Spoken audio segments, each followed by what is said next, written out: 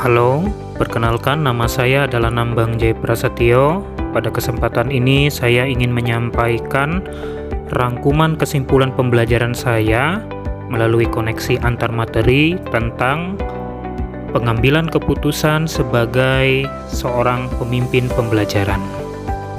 Pandangan Ki Hajar Dewantara dengan filosofi Pratap Triloka memiliki pengaruh terhadap pengambilan suatu keputusan sebagai seorang pemimpin pembelajaran. Filosofi Pratap Triloka, khususnya Ingarso Sung Tuloda, memberikan pengaruh yang besar dalam pengambilan keputusan sebagai pemimpin pembelajaran. Ki Hajar Dewantara berpandangan bahwa sebagai seorang guru, itu harus memberikan teladan, contoh praktik baik kepada murid. Dalam setiap pengambilan keputusan, seorang guru harus memberikan karsa atau usaha keras sebagai wujud filosofi Pratap Triloka ing madyo mangun karsa, dan pada akhirnya guru membantu murid untuk dapat menyelesaikan atau mengambil keputusan terhadap permasalahannya secara mandiri. Guru hanya sebagai pamong yang mengarahkan murid menuju kebahagiaan. Hal ini sesuai dengan filosofi Pratap Triloka Tuturi Handayani. Bagaimana pengaruh nilai-nilai diri dalam pengambilan suatu keputusan? Setiap guru haruslah memiliki nilai-nilai positif yang sudah tertanam dalam dirinya. Nilai-nilai positif yang mampu mempengaruhi dirinya untuk menciptakan pembelajaran yang berpihak pada murid. Nilai-nilai tersebut akan membimbing dan mendorong pendidik untuk mengambil keputusan yang tepat dan benar. Nilai-nilai positif tersebut antara lain mandiri, reflektif, kolaboratif, inovatif, serta berpihak pada murid. Nilai-nilai tersebut merupakan prinsip yang dipegang teguh ketika kita berada dalam posisi yang menuntut kita untuk mengambil keputusan dari dua pilihan yang secara logika dan rasanya keduanya benar. Berada situasi dilema etika, yaitu benar versus benar, atau berada dalam dua pilihan antara benar melawan salah atau bujukan moral, yang menuntut kita untuk berpikir secara seksama untuk mengambil keputusan yang benar. Nilai-nilai positif ini nantinya akan mengarahkan kita untuk mengambil keputusan dengan resiko yang sekecil-kecilnya. Tentunya, keputusan yang mampu untuk memunculkan keberpihakan pada anak. Nilai-nilai positif yaitu mandiri, reflektif, kolaboratif, inovatif, serta berpihak pada murid adalah manifestasi dari pengimplementasian kompetensi sosial emosional, kesadaran diri, pengelolaan diri, kesadaran sosial, dan keterampilan berinteraksi sosial dalam mengambil keputusan secara berkesadaran penuh atau mindfulness untuk meminimalisir kesalahan dan konsekuensi yang akan terjadi. Bagaimana keterkaitan antara materi pengambilan keputusan dan materi kegiatan coaching?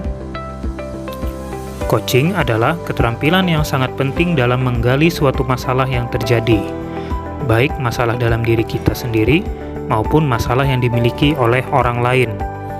Melalui langkah coaching Tirta, kita dapat mengidentifikasi masalah apa yang sebenarnya terjadi dan membuat pemecahan masalah secara sistematis.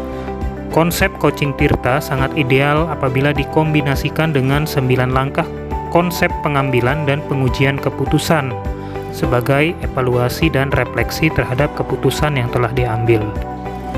Dalam berlatih untuk mengevaluasi keputusan yang telah diambil, apakah sudah berpihak pada murid, apakah sudah sejalan dengan nilai-nilai kebajikan universal, dan apakah keputusan yang diambil tersebut dapat dipertanggungjawabkan, saya telah dibimbing oleh pengajar praktik maupun fasilitator. Tirta merupakan model coaching yang telah dikembangkan dengan semangat merdeka belajar. Model Tirta menuntut guru untuk memiliki keterampilan coaching. Hal ini penting mengingat tujuan coaching yaitu untuk melejitkan potensi murid agar menjadi lebih merdeka. Tirta adalah satu model coaching yang diperkenalkan dalam program pendidikan guru penggerak saat ini. Tirta akronim dari T. Tujuan, I. Identifikasi, R. Rencana aksi, TA. Tanggung jawab. Bagaimana pengaruh aspek sosial emosional terhadap pengambilan keputusan? Sebagai seorang guru, kita harus mampu untuk menjembatani perbedaan, kesiapan belajar, minat, dan profil belajar murid di kelas. Harapannya, dalam proses pembelajaran, murid akan merasakan pembelajaran yang menyenangkan dan sesuai dengan gaya belajarnya masing-masing. Untuk dapat mencapai itu, diperlukan pengambilan keputusan yang tepat agar seluruh kepentingan murid dapat terakomodir dengan baik. Kompetensi sosial dan emosional sangat diperlukan agar guru dapat fokus dalam merancang dan memberikan pembelajaran, serta dapat mengambil keputusan dengan tepat dalam rangka mewujudkan merdeka belajar, baik di komunitas kelas maupun sekolah. Bagaimana pembahasan studi kasus yang fokus pada masalah moral atau etika kembali kepada nilai-nilai yang dianut oleh seorang pendidik? Keberpihakan pada kepentingan murid dapat tercipta dari pendidik yang mampu menentukan solusi yang tepat dari setiap permasalahan yang terjadi. Pendidik yang jeli akan mampu membedakan apakah permasalahan yang dihadapi tersebut termasuk dilema etika ataukah bujukan moral. Seorang pendidik ketika dihadapkan dengan kasus-kasus yang fokus terhadap masalah moral dan etika, baik secara sadar ataupun tidak, akan terpengaruh oleh nilai-nilai yang dianutnya. Nilai-nilai yang dianut oleh seorang pendidik akan mempengaruhi dirinya dalam mengambil sebuah keputusan. Jika nilai-nilai yang dianutnya adalah nilai-nilai positif, maka keputusan yang diambil akan tepat, benar, dan dapat dipertanggungjawabkan. Sebaliknya, jika nilai-nilai yang dianutnya tidak sesuai dengan kaidah moral, agama, dan norma, maka keputusan yang diambilnya lebih cenderung hanya benar secara pribadi dan tidak sesuai dengan harapan kebanyakan pihak. Kita tahu bahwa nilai-nilai yang dianut oleh guru penggerak adalah reflektif, mandiri, inovatif, kolaboratif, dan berpihak pada anak. Nilai-nilai tersebut akan mendorong guru untuk menentukan keputusan terkait masalah moral atau etika yang tepat sasaran, benar, dan meminimalisir kemungkinan kesalahan pengambilan keputusan yang dapat merugikan semua pihak, khususnya murid. Bagaimana pengambilan keputusan yang tepat, yang tentunya berdampak pada terciptanya lingkungan yang positif dan kondusif, aman dan nyaman. Pengambilan keputusan yang tepat terkait kasus-kasus pada masalah moral atau etika dapat dicapai jika dilakukan melalui 9 langkah pengambilan dan pengujian keputusan. Dapat dipastikan bahwa jika pengambilan keputusan dilakukan secara akurat melalui proses analisis kasus yang cermat dan teliti dan sesuai dengan 9 langkah tersebut, maka keputusan tersebut diyakini akan mampu mengakomodasi semua kepentingan dari pihak-pihak yang terlibat. Maka hal tersebut akan berdampak pada terciptanya lingkungan yang positif, kondusif, aman, dan nyaman. Adapun kesulitan yang dihadapi ketika menjalankan pengambilan keputusan di lingkungan kerja saya adalah kesulitan muncul karena masalah budaya sekolah yang sudah dilakukan selama bertahun-tahun. Di antaranya adalah sistem di sekolah yang kadang memaksa guru untuk memilih pilihan yang salah atau kurang tepat, serta tidak berpihak kepada murid. Yang kedua, keputusan yang diambil kadangkala tanpa sepenuhnya melibatkan guru, sehingga muncul banyak kendala-kendala dalam proses pelaksanaan pengambilan suatu keputusan. Adapun pengaruh pengambilan keputusan dengan pengajaran yang memerdekakan murid, menurut pendapat saya, itu semua tergantung kepada keputusan seperti apa yang diambil oleh guru. Apabila keputusan tersebut sudah berpihak pada murid, dalam hal metode yang digunakan guru, media dan sistem penilaian yang dilakukan sudah sesuai dengan kebutuhan murid, maka hal-hal ini akan dapat memerdekakan murid dalam belajar dan pada akhirnya murid dapat berkembang sesuai dengan potensi dan kodratnya. Bagaimana seorang pemimpin pembelajaran dalam mengambil keputusan dapat mempengaruhi kehidupan atau masa depan murid-muridnya?